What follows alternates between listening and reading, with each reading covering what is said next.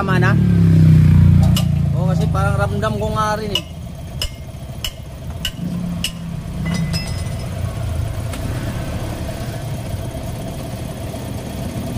Isa.